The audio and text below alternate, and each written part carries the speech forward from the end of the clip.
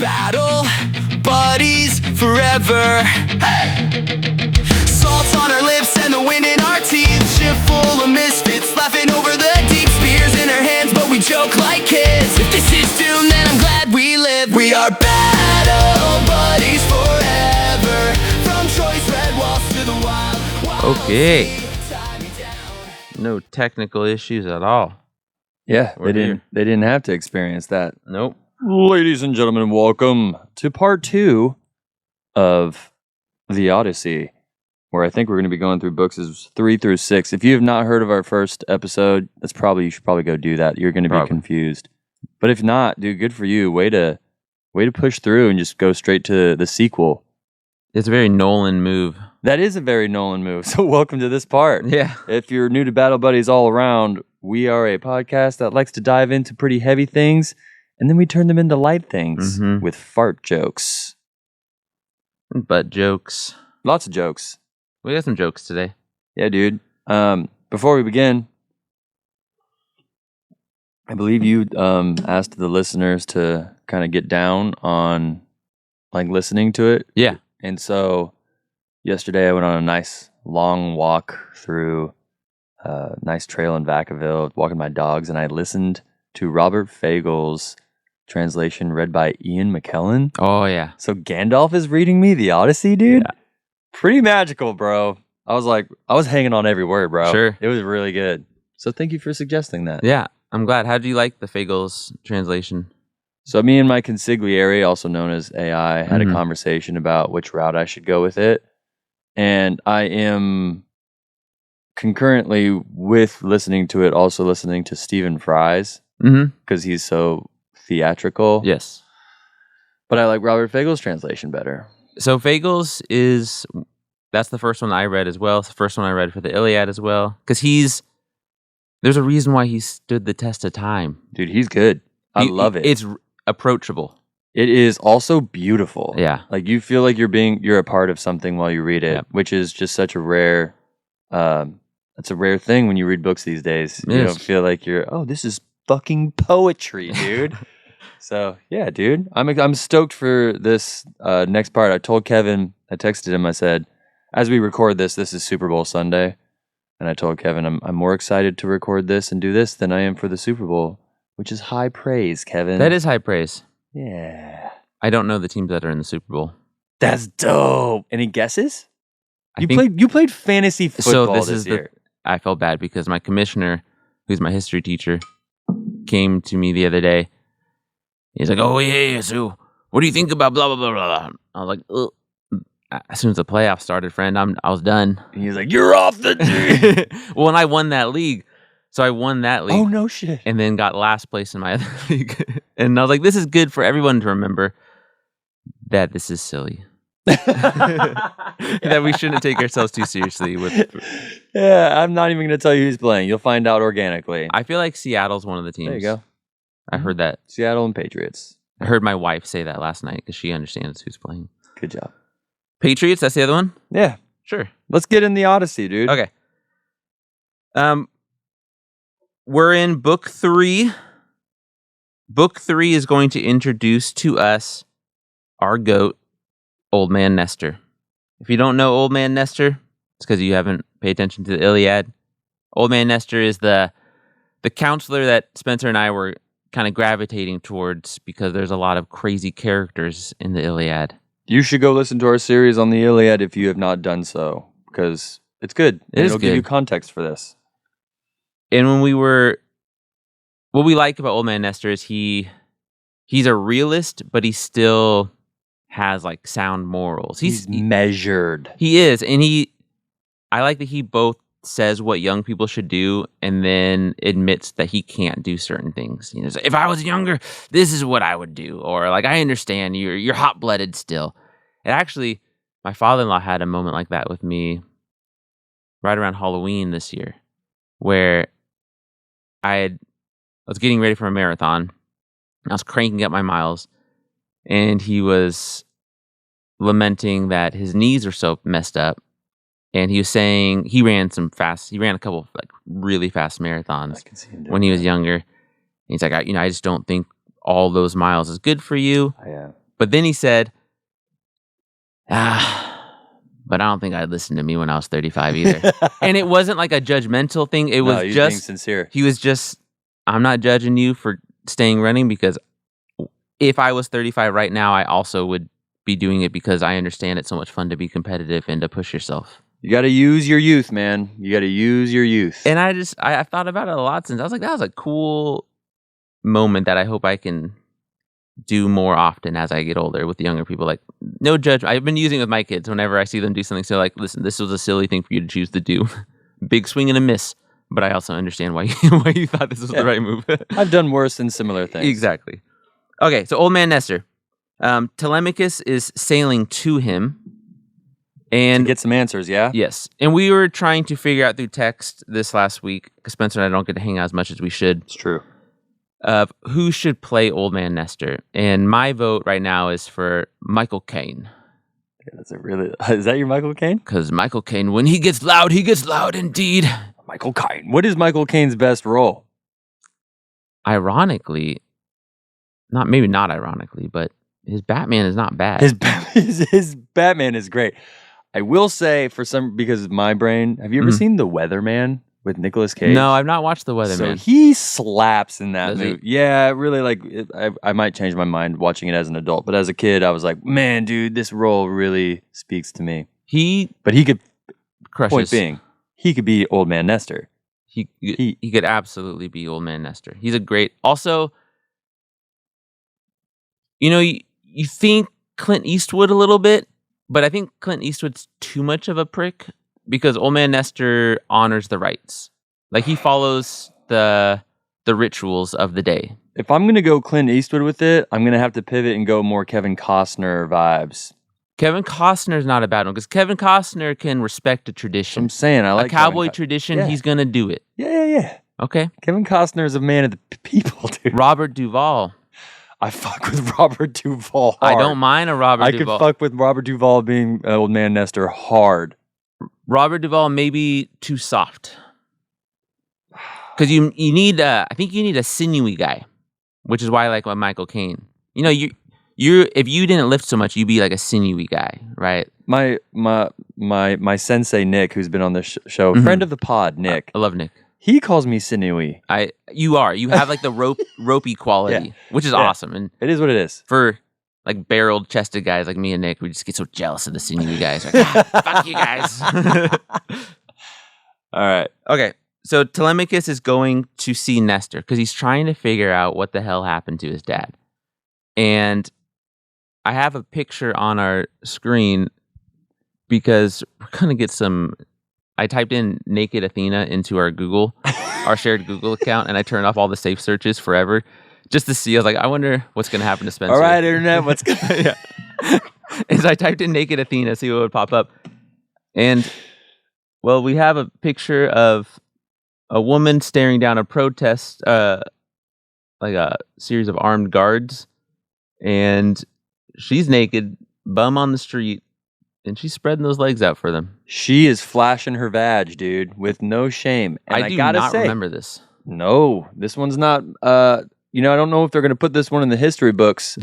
But they should. Yeah. For multiple reasons. One, if I'm in middle school and this pops up, you got my attention. That's what I'm saying. Yeah, dude. Captivating as hell. She's not ugly. So I said earlier, because this popped up. From this angle, she's not bad looking.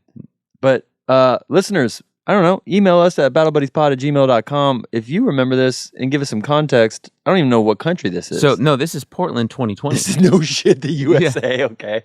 And she wore a mask during all those protests in 2020 in Portland. Remember how crazy all that was? Yeah. She wore a mask, walked naked, sat down, spread them out for the boys, took some pepper spray bullets to like the feet or something like that. And supposedly there is like a bunch of lore around this. Didn't talk, didn't say anything, got up, went back. No shit. She was just an enigma. What a gangster. Dude. What a gang. That's Athena, dude. That's an Athena movie. Yeah, dude. My wife has a coffee mug that says, I have the pussy, so I have the power. And it's giving that. It is. It's giving that. And this will actually come up into the story. Let's go. At the end of chapter 3. Let's go. Hey, we are not against flashing the vag here at Battle Buddies podcast. It's for the plot, ladies and gentlemen. Free country. Yeah. Okay. Looking at the narrative of where we are, we're going to get kind of a double dose right here for Telemachus, because we know the conflict now, right? The inciting incident is that these dudes are going to take over Telemachus' house. Telemachus is now old enough to where he has to make that move. So he's sailing away. And then we also hear that some of the suitors are planning to assassinate him when he comes back. So there's all of this. It's very Shakespeare-like. Why, though? Because he's the heir to the Because he throne? can challenge, because of the Xenia rules. He has the possibility of, if he shows that he's strong enough to rule, then he can take over Ithaca and kick those dudes out. Yeah, because at one point, I think someone says in book 1, like, about Telemachus saying, I don't really want you to be king, but you're blood, so that's just the way it's going to be anyway. Yeah. So he's in it right now. What he needs to do, since he, on his heroic journey, the refusal of the call happened, it's kind of Penelope, it's kind of the other guys. He needs to meet a mentor, and he needs to gain supernatural aid. And Nestor's a great mentor to have. And so this would obviously, as a writer, would be your first choice. Like, let's have him meet the goat early to see what happens. Remember that in the Iliad, even Odysseus showed, respect to Nestor and followed Nestor's advice. Agamemnon, even though he's so brutal in so much of that story, is listening to Nestor multiple times. It is a call to the idea that when you're surrounded by these people, wherever you may be, and they've been doing it for a really long time, and they're older, and they got some wrinkles, and they got some scars from the experience, and when they're like, listen here, let me tell you about this, and you're like, yeah, I'm going to listen to this guy. I'm going to respect what he's seen and all that. Wisdom matters. Absolutely. And for us that are aging, turning into our unks, Nestor, I think, is a good template because he doesn't rely on his age to get people to listen to him, right? He relies on his sound advice and his honesty and the fact that he's not an old curmudgeon who's stuck in his ways. Like, he's pretty flexible with a lot of the shit that happens in the Iliad. The shit that's happened in the Iliad's wild, and he's like, this is what I would do, and this is what I want my sons to do, and I don't know. I think that's a good call for us to not get stuck in our ways. I agree. Yeah. Okay. Telemachus, he lands his boat. He sees that actually Nestor and all of the family, they are all on the beach, and they're offering a big ol' sacrifice to Poseidon, which is pretty standard stuff. We get some cool guest friend Xenia things where Telemachus is lamenting to Mentor, we know is it's either Mentor or Megnon, but it's Athena. And he's lamenting, like, how do young people get old people to listen to them? Would this be like a prayer? When you say lamenting, like, are you praying in this moment? You're like, oh, man, Athena, or is Athena physically there? He thinks Athena is like his dad's buddy, Mentor right now. Okay, wow. And so he's lamenting to like his dad's friend that he grew up with. Like, dude, how do I get old? Like, I'm a quiet guy. I know that. I'm only recently a man. How do I get this wise guy to listen to me? Like, I can't do it. And so Athena's, pumping him up. Like, you can do this, man. Just speak honestly, speak truthfully. He'll listen to you. So they hold a big feast. Obviously, it works out pretty well. And we get some interesting things here. As far as the hero's journey, he's getting two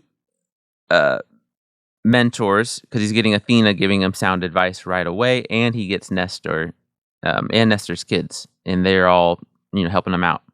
Odysseus, because Telemachus is like, where is my dad dead? Like, what do you know? That's kind of what he's trying to do on this quest. His heroic journey. I'm here to learn where my dad is and what's going on with Odysseus and all that. That's his journey. And so what he's learning is, after the Trojan War ended, well, the way it ended, we know about the Trojan horse, obviously, and the Trojans take it in.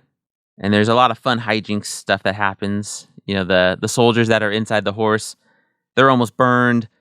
A couple guys start trying to they start freaking out, and Odysseus and Achilles almost kill them inside the horse because they don't want them to make noise. And then there's these images, where you could imagine the blood coming out of the horse and everyone noticing. There's just crazy stuff that's happening. The preview for the Christopher Nolan movie shows them inside the horse. Cool. And them covering a mouth and a sword coming through. It looks intense. Yeah. I'm very excited for that. That'll be fun. It's such a cool moment. That is a very cool moment. After the sacking of Troy, Agamemnon and Menelaus, who are brothers, Agamemnon's the ruler, and Menelaus is the king of Sparta. Redhead, he does. Even though John Bernthal is not a redhead. Oh, she's playing Menelaus, I believe. Oh, really? I believe so. And they have a fight over when they should leave because Menelaus is ready to get home. He got Helen back. He's like, let's go back home. Agamemnon wants to stay and offer some more sacrifices. He's like, essentially the timing isn't right. The gods are going to be mad if we go. Odysseus stays with Agamemnon. I believe Nestor goes with Menelaus, and it's whatever. They have a journey. They have to make some sacrifices and shit, but they eventually get him back home. So he's not heard about Odysseus for however long since then. It's about 8 years, I think, at this point. 10 years. We learn more about Agamemnon and what happens to him. And we'll learn about this in book 4 too. Well, maybe we'll do a Patreon of it to go more in depth. It's very interesting. But what happens essentially is that while Agamemnon is away, his wife, Clytemnestra, rules the kingdom with some other dude. And Scandalous. And then when Agamemnon comes home, Clytemnestra and the other dude kill Agamemnon. And then Agamemnon's son kills Clytemnestra and that other dude, thus resolving the conflict. Wait, they kill Agamemnon? Yeah. Whoa. And then he gets revenge on his dad? He gets revenge for his dad. Yeah, that's dope. Yes. Avenges him, rather. By killing his mom. That's pretty fucked up. But you gotta do what you gotta do, bro. So bros before hoes. That's the initial mythological bros before hoes. So there's obviously a ton to unpack with that, which is why, maybe in the Patreon bonus one we can talk more about it. It's only fair. We did a Patreon bonus for the Iliad. We'll probably do one for the Odyssey. Just some highlights that we won't go into too deep, but we can at least I can introduce you to the larger conversation right now. The bigger conversation is why, why does it need to happen? Why make this plot device? And this ends up being some of the reasons why it has to be 8 years before Agamemnon can come home, which means that this other guy was ruling. This means that the ruling wasn't necessarily bad because the country's doing very well when Agamemnon comes back. Remember, Agamemnon also loves his slave girls. That's kind of the whole, with Briseis thing, that's how the whole conflict starts with Achilles in the Iliad. And so a lot of people are sympathetic for Clytemnestra, and the idea of killing your own mom is very problematic. There's just a lot there.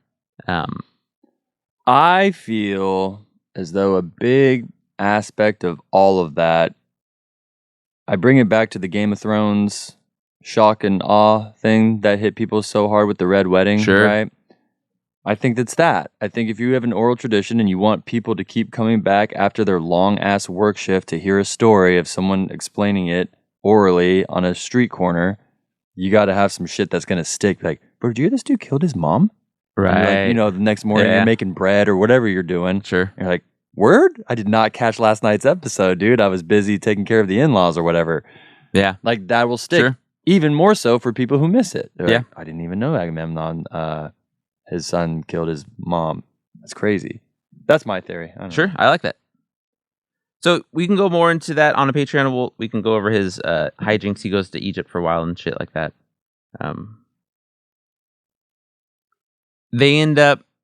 Nestor ends up loving Telemachus, obviously, because Telemachus is showing himself to be similar to his dad. And this becomes a running theme of, we talked about this with the Iliad slightly, but it's a Greek theme and it's a universal theme that I'm obviously interested as a dad. You were interested in as a dad.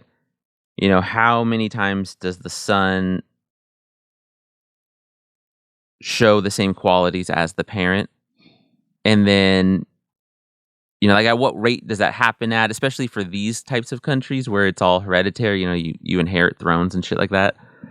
So it's interesting because they say, oh, it's so rare to have somebody, you know, we assumed that any child of Odysseus was not going to be Odysseus. And you're not Odysseus, but you're not bad. Mm-hmm. Which Telemachus is all about. He does not seem to be fazed by that one bit. He's like, yeah, my dad was pretty dope.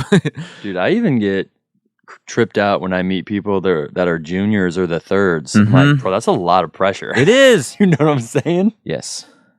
Yeah, I couldn't imagine trying to live up to a name. Nah, dude. Yeah. So Nestor is going to give him one of his sons to go with him. He's going to have one of his sons come, like, kind of protect Telemachus on his boat, on his quest, to help figure out what happened. He's like, you should go see Menelaus. Menelaus potentially knows more. And they're trying to figure out where to sleep. Telemachus is trying to follow all the Xenia rules. And so he says, essentially, I think I'm just going to sleep on the boat. Something like that. And none of this is too important except for that Athena walks towards the boat and is like, you guys don't got to worry about a thing. And then sheds the disguise and shows herself to be like a glowing, naked Athena, essentially. Which is why we had naked Athena. Flashing the vag, dude. And I don't know if she was naked, but she definitely revealed herself to be the beautiful, blindingly gorgeous god Athena. And you get this moment because it's Nestor standing with Telemachus. And he kind of just like slaps him on the back. And he's like, things are going to work out for you, bud. That's not too bad for you. Hey, things are starting to look up, guys. We're going to have a good night. That's tight, dude.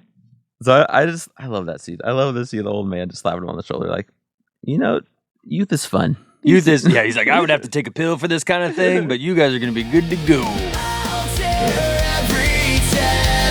I will fight the storm if you sail with me. Yeah, we bleed, we break, but we never say never. Odysseus and the crew, battle buddies forever. Monster ahead and a curse at our back. 6 guns screaming in the teeth of that crack. Lotus and bloom trying to make us forget, but we carve our names in the mass. Stay set. We are battle buddies forever. From Troy's red walls to the wild sea, tie me down. I'll tear every tether. I will fight the storm if you sail with me. Yeah, we bleed, we break, but we never say never. Odysseus in the Now we're going to book 4. Telemachus is going to keep traveling, and he is going from, you know, old man Nestor's place. Then he's going to go to Lacedaemonia, the Spartans, to be with Menelaus. So Menelaus the king of Sparta? Yes. Right? Because Helen's dad was the king of Sparta. And so when he married her, he got Sparta. So he's the king of Sparta. Got you. And that's confusing because Yes. Helen is, her real dad is Zeus. Well, a lot of them have Zeus as a dad, is how I'm understanding, right? Like Zeus is the dad, because remember, this dude be kind of sticking his thing in places by other.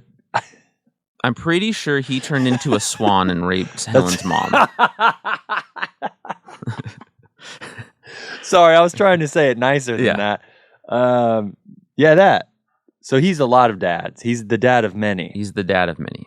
So when people are like, "Oh, it's confusing because it's Zeus's dad," I was like, "Well, that dude's just everyone's dad." It becomes confusing because Menelaus inherits Sparta because of that, I believe. But he's also the son-in-law to Zeus now. All right, John Bernthal is running Sparta. Mm-hmm. Got it. Let's see what information he's got about Odysseus. What do you got, Menelaus? Well, when we get there, it's interesting because it's a wedding feast. And so you're like, oh, who's getting married? Neoptolemus, which is Achilles' son. Okay. There's a whole... Oh, no dance with the dad at that wedding, huh? There's a whole side quest for Achilles when he is going to Troy. And it's confusing about, like, when did this happen? Which versions have this? He doesn't want to go or something, so he dresses as a woman and pretends to be, like, a priestess. But he's also just sleeping with this other priestess lady, this royal girl. And then they find him out and they make him go. Because Achilles is that pretty, he can pass. Also scandalous. Very scandalous. His son is fucking crazy. His son's not okay. In most tellings of the stories. Okay. Because he's the son of Achilles and he's a monster. In this one, in the actual Odyssey, he's fine. But I like him being a monster in these other stories of, like, he shouldn't exist, really. Like, Achilles shouldn't have a kid. It's not good for people. And he's a scary, scary dude. Who can we compare Achilles' son to? Like a scarier Timothy Chalamet Ding Dong. Really? That's who's playing that role, you think? I think he could do it. Because it's kind of like a Paul Atreides thing. Like, you're no Duke Leto. Got you. You don't have the same value system. You're gonna be Hitler. Yeah. Yes. You're gonna call Hitler cute. You're gonna be a dictator. Yes. Got it. All right. Neoptolemus is marrying one of Menelaus' daughters, but that gets confusing for me because I thought he also married one of the Trojan princesses. So I'm not exactly sure on how it works out. And you can't. This isn't a world of polygamy, right? You have to have, because of everything is secession, so you can't have multiple wives, right? I believe that if you are a noble, you can only have one wife in Greek culture, but I'm sure you can have all those concubines. So, I might be misremembering that. Maybe he has a kid with one of the Trojan princesses, but he may have married one. I don't know. It's confusing as hell. It is all very confusing. Yep. But we're learning about Odysseus and where he is. Yes. We're going to get some flashbacks. We're going to get some foreshadowing here. We're going to get Menelaus. Menelaus is actually it's not that he's different, but you get to see him in a different role because he's not angry that Helen has been taken from him. Because again, Helen is property to him. Good. Yeah. But we're going to see him... Relatable. Yeah, right. Well, and if you didn't catch it on the Iliad, in some versions, in some translations, and different stories, it's that Paris takes Helen and the tablecloths, and like those two things are put next to each other. It's like, woo! Yeah, same value. Same value systems. But Menelaus he's pretty regal. Like, he's a good ruler, it seems like. He knows how to rule in this time period effectively. He's following all the Xenia rules. He's being a good mentor for Telemachus to see, like, what good rulers look like. And Helen is interesting in this because they start getting into some sad topics about, all the people that die and Odysseus not being back and we don't know where he is and they love him so much. And they say things like, sad topics are not for the night. Sad topics are for the morning. Mm. So Helen puts like a drug into the wine that causes oblivion that she learned from like Egyptians or something. Egyptians seem to be like Oriental kind of thing where if you learn magic, you learned it from the Egyptians. But it's just interesting because it goes to, okay, is Helen really this passive person? If she can do things like this? Or is she more aware and playing a deeper game throughout the story than we're being told? And then it goes to how much would the audience pick up on cues like that? Like, oh yeah, we get this now. We get what's supposed to have happened. How she got Menelaus to take her back. Because Menelaus didn't kill her. And when he found her, a lot of people would think that this blood-hungry, frenziing Spartan that's just sacked the city would just kill Helen, but he doesn't. He takes her back, and she lives as a queen again. And so she plays a game that we're not privy to all of the secrets of, and it makes her an interesting character, I think. Yeah, she's getting her time back, bro. Yes. This is her trying to, like, you guys, I lost a lot of time with your bullshit, and I want that time back, and this is how I'm getting it back. Well, and it's interesting because in the Iliad, she called herself a bitch a lot, remember? It was like, I struggle with that. She's like, I'm just a bitch who got stolen. Like, what does that mean? There's so much there to Stockholm unravel. syndrome? Yeah, like, did you get stolen or did you go with him? It's unclear. Unclear how that works. Okay, Menelaus also talks about his mistakes. He didn't sacrifice to the gods when he left, and that's why his journey back was difficult, because Agamemnon wanted to stay and sacrifice to the gods.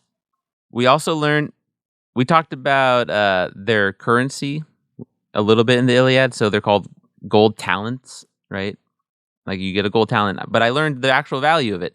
It's the value of 1 ox, which doesn't really mean anything, but it's interesting. So when you hear ancient Greek stories and they talk about gold, they're usually talking about like a gold talent, and that is the equivalent value of 1 ox.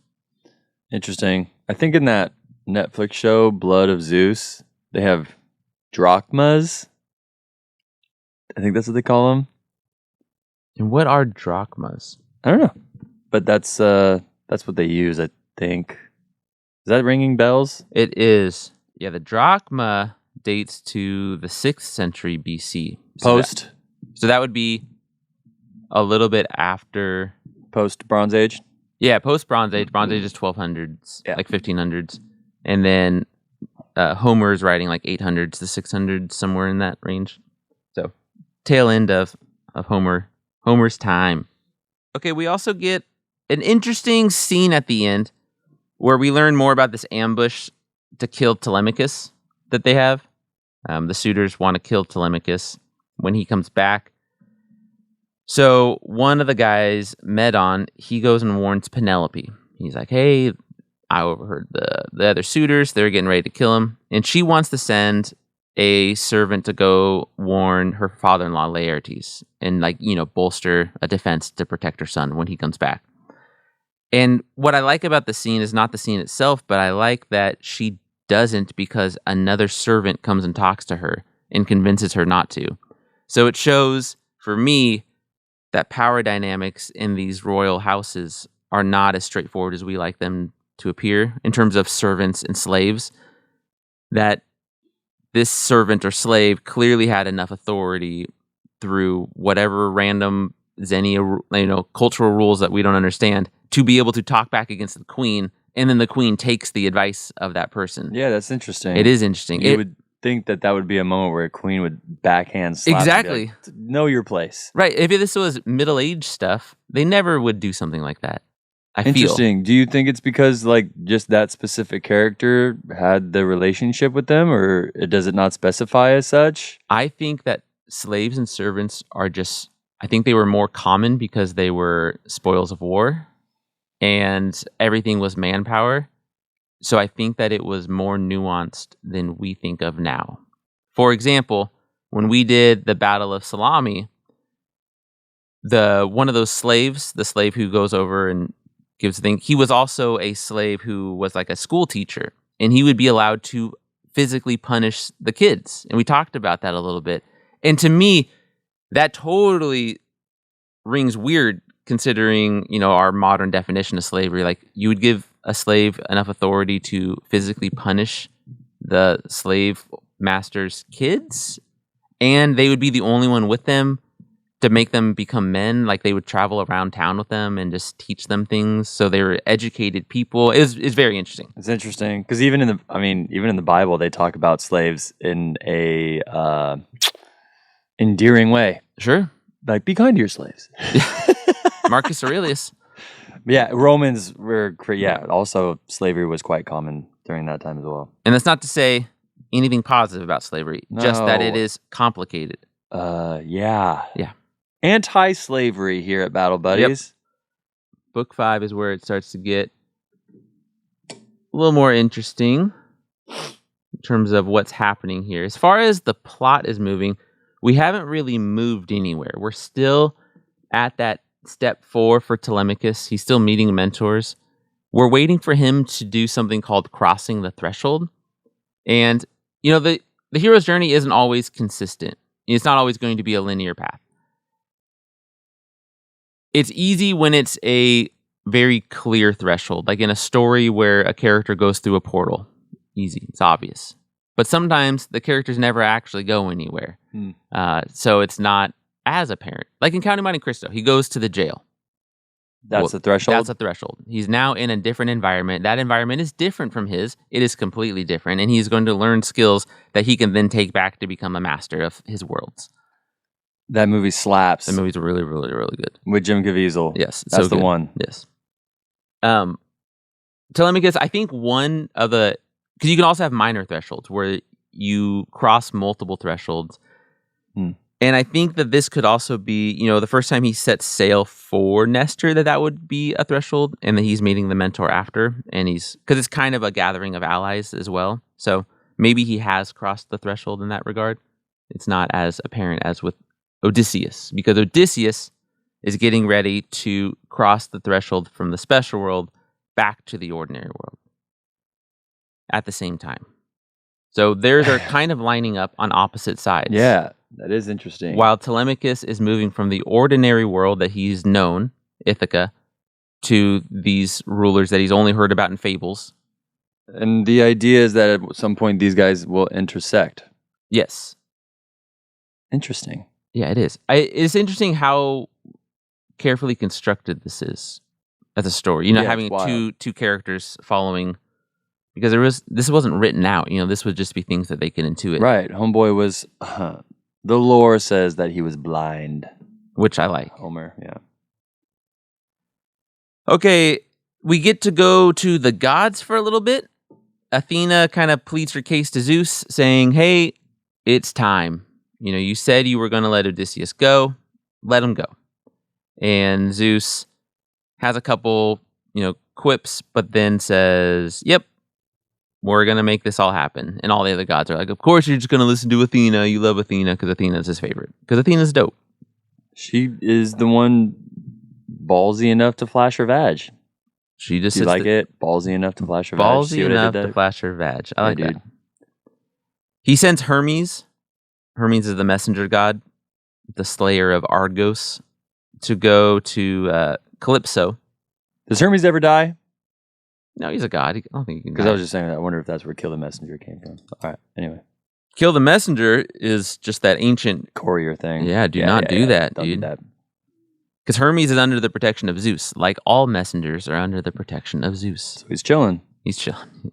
Hermes in Song of Achilles, but more so in Circe, Hermes is having a good time. Really? Hermes doesn't give a fuck. Because he has Zeus to protect him. He can do whatever he wants. I tell you guys all this gossip, bro. I don't give a shit. I just do what Zeus tells me. And other than that, I do whatever I want.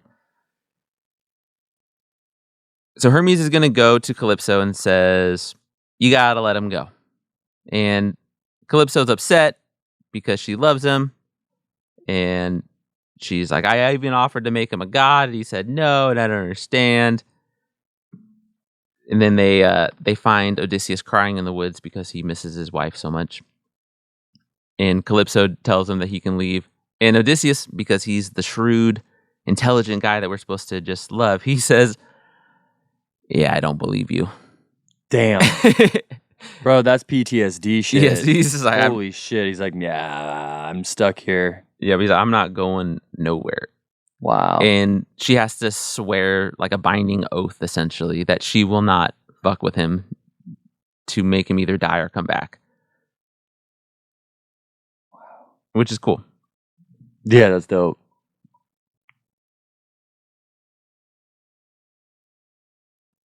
We also get a small, in this gods conversation stuff, we get a small reference to our boy Ajax. Mm-hmm. Ajax was a cool guy. Mm-hmm. He actually is going to let himself down here. Ajax, turns out, rapes Cassandra at the Temple of Athena, which is not good for many reasons. Yeah, I could think of a couple. Yeah. Cassandra, if you don't remember, she's a Trojan princess who can see the future, but nobody will believe her. Which in Song of Achilles, they have a good reason for that power is that she essentially doesn't accept the advances of Apollo's raping her. I was just gonna ask that. Yeah. I was just gonna say, if you can see the future, did she not foresee that she was gonna get? No, she was given that power, but nobody believes her. So she's the one that's saying at the beginning of the Iliad in Troy, like, we have to go. Like, the time is up. They're going to break our walls. And everyone's like, no, why would they break our walls? And it turns out she was right. She's right about everything, and nobody believes her. So she becomes this trope of a character that we see over and over again, where they say the thing, and then nobody believes it, and then the thing happens. She's the explicit foreshadower. Yes, very explicit foreshadowing. That's good. Okay, we do get some clues that it's not going to go well for Odysseus on his trip back, because he makes a raft as best he can. He works for like 5 days on it. We get some interesting stuff about the stars and how the boat travel worked back then and stuff, how to like navigate the water, That's cool. Which is interesting. Calypso even gives him good wind, but then it looks like on the 17 days of sailing, it's going fairly well. On the 18th day, he sees a land. He sees some land that he can go to. And then Poseidon starts fucking with him. And Poseidon's wind is stronger than Calypso's wind.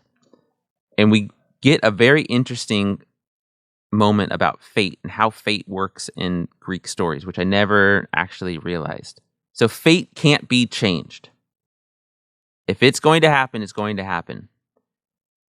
But you can change when it's going to happen. And I didn't realize that. And that's what these gods are really doing, is they're just selfishly trying to make things happen when they want to. So Poseidon knows he has to let Odysseus home because Zeus decreed it as fate. Or Zeus read it as fate, however you want to see but that. But he's going to delay that. But he's like, I'm not done yet. Yeah. I'm still mad at you. Poseidon's weird in this story, dude. Poseidon is weird in the story. He's like, I feel like if I was a god, I would be like, fuck Poseidon, dude. A little bit. Yeah. Because he's cool in the Iliad. He's just like the other gods. Not in this. No, in this one, he's weird. He seems like a dick. I mean, he does represent the ocean.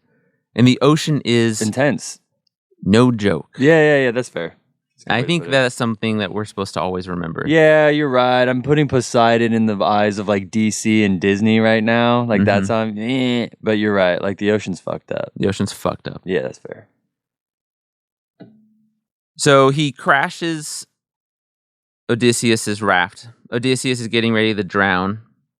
And then a water nymph or sea god, her name is Ino, she finds him underwater and she gives him some advice on how to get to shore. And she also gives him a magic veil that will kind of make him invisible from Poseidon so that he can get to shore. All right, but I'm having a continuity question though. Yeah. Now, if in Greek mythology, you know that fate can't be changed, it can only be delayed, would that in this moment when his boat gets capsized and he's drowning, does he not feel fear then? Like if you know your fate, it's kind of like in Odysseus doesn't know his fate. I think this is all. This is just for the listener? I think it's for the listener and for the gods. I think the gods know the fate, but I don't recall. Like they view time differently than, say, Odysseus would? Right, or they can at least hear from because the fates are people. Like they are their own gods, right? You have like the 1 or 3 fates, depending on which stories you're reading, and they weave the thread of fate, every person's fate, like what's going to happen. And I don't think that humans usually know. Okay. All right. Sorry, just clarifying there, making sure. Yeah. You know what I'm saying? No, I think about that a lot. Because there's a part in Big Fish. Have you seen that movie? Long time ago. There's a part in Big Fish where a witch shows her eye and he sees how he dies, and then he's in the middle of the forest. And it's kind of cheesy and it's kind of dumb, but the forest trees like grab him and he's about to. He's like, "Wait, I've seen my death. This isn't how I die." And they just let him go.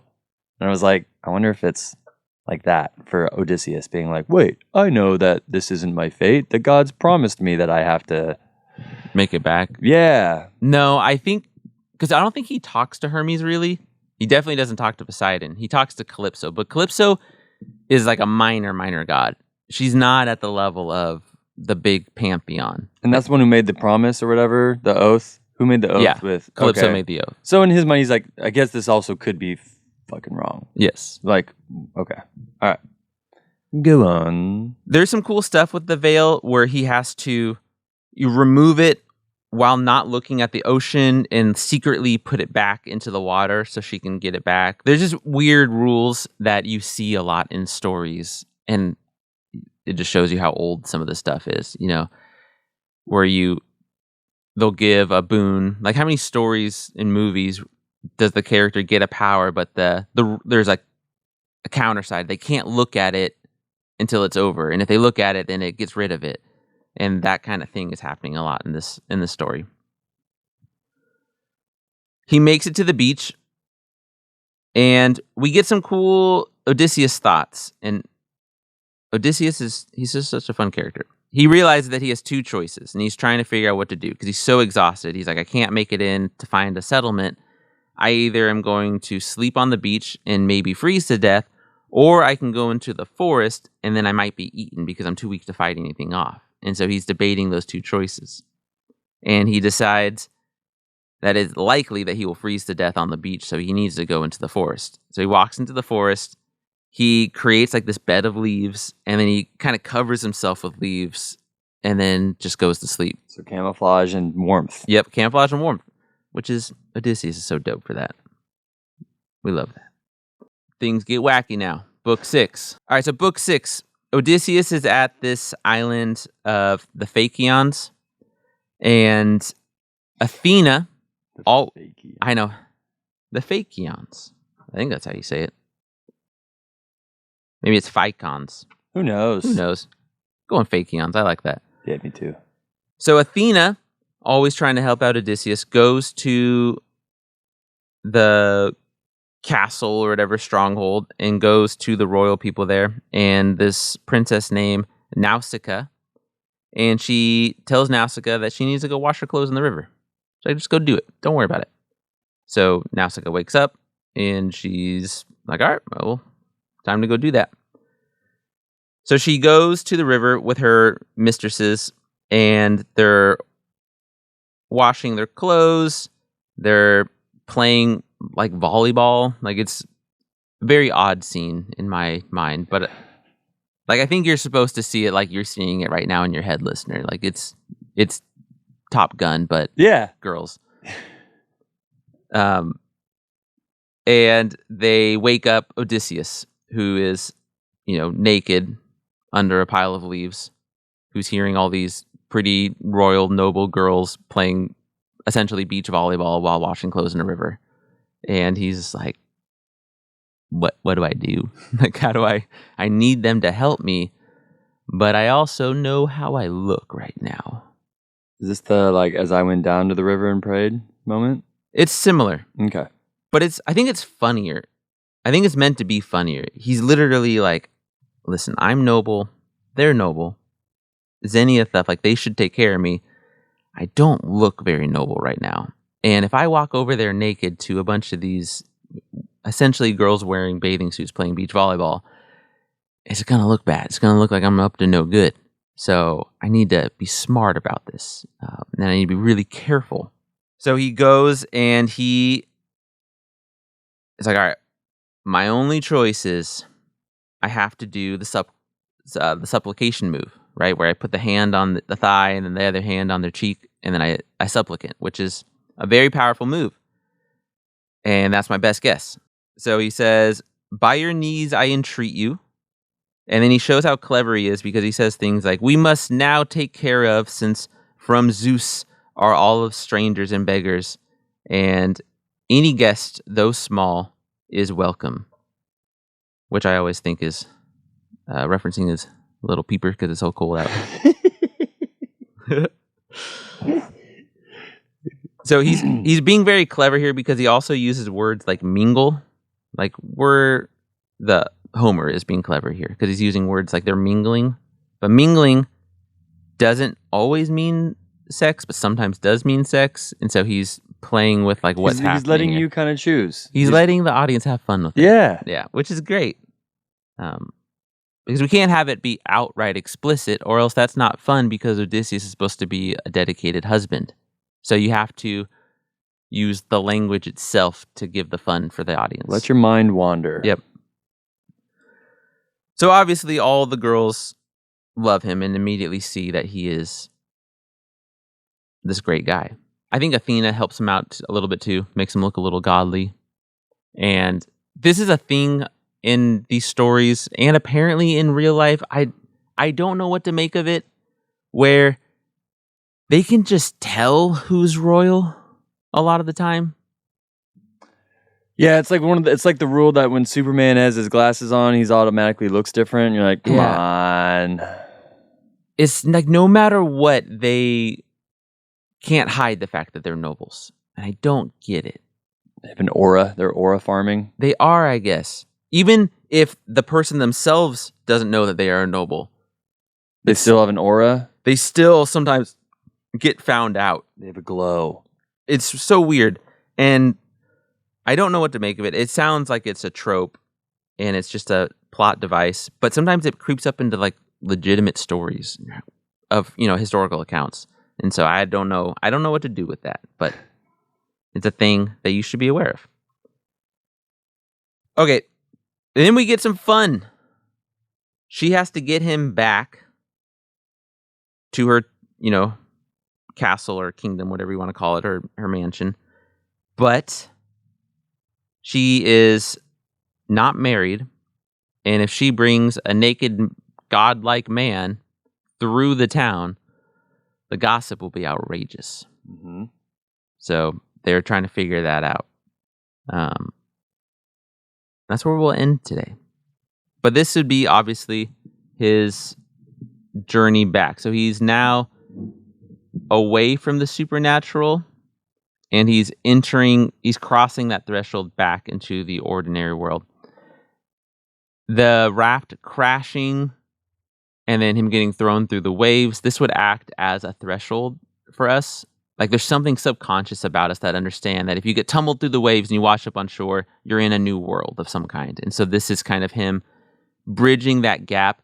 It's an interesting threshold because it's not a single crossing. This place will be interesting to us because they are people, but they are also like loved by the gods, and sometimes gods come and hang out with them.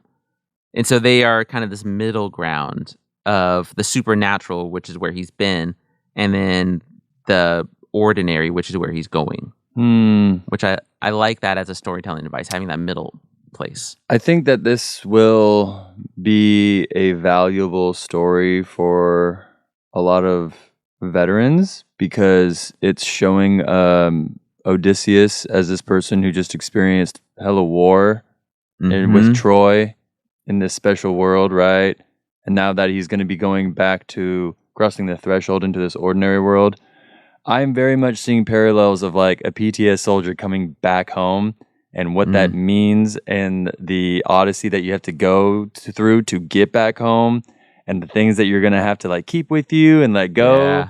Like it's a dope story, dude. So, well, and this is a romantic telling of it, but in Circe, Odysseus, when he comes back, he's fucked up. Yeah, no shit. And because he realizes that war is the most stimulating thing it's like his ADHD mind.